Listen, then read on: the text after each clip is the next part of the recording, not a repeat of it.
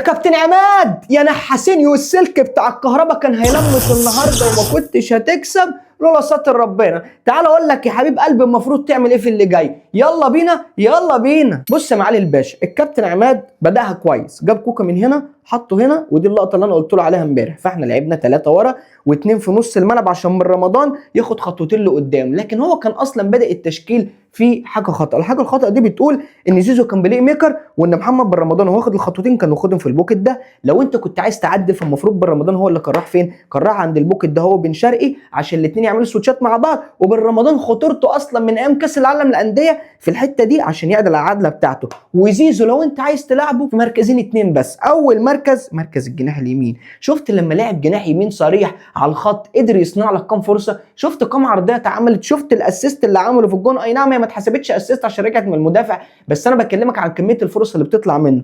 يا اما تلعبه في نص ملعب ثالث. حلو الكلام. انت لما جيت عملت تغييرات نزلت احمد عبد القادر ونزلت طاهر، تغييرتين كويسين، لكن المفروض احمد عبد القادر كان هو اللي يبقى هنا، وطاهر هو اللي كان يبقى هنا، وبن شرقي هو اللي كان يبقى هنا. لكن انت عكست بين الاثنين، فانت مش هتاخد من احمد عبد القادر على عدله بتاعت رجله اليمين. بالعكس طاهر بيحب يلعب بطول الملعب، وعبد القادر بيحب يلعب على العدله بتاعته ياخد الكوره ويخش لجوه. حلو الكلام. طيب محمد مجدي قفشه، يعني انا مش عارف انت نزولك فقد الاهلي لعيب في نص الملعب. هل انت بتلعب بلاي ميكر صريح، ولا هل انت عارف تنزل نص ملعب ثالث، ولا هل انت قافل مع الاثنين بتوع نص الملعب، ولا هل انت بتلعب كمهاجم تاني؟ انت النهارده يا كابتن محمد مجدي ما انا مش لاقي لك مركز، وفي عمليه الضغط انت سلبي جدا، فالمفروض تراجع نفسك في النقطه دي عشان ما تجيش تقول انا ليه ما لعبتش اساسي، انا ليه ما بلعبش. فانا كان من الواضح ان عدم وجود احمد رضا هيسبب للاهلي مشاكل في الماتشات اللي انت عايز تعمل عليها استحواذ، لان احمد رضا لو كان نزل هنا جنب مروان او ديانج هيديك عمليه استحواذ كبيره جدا. هرجع واقول لك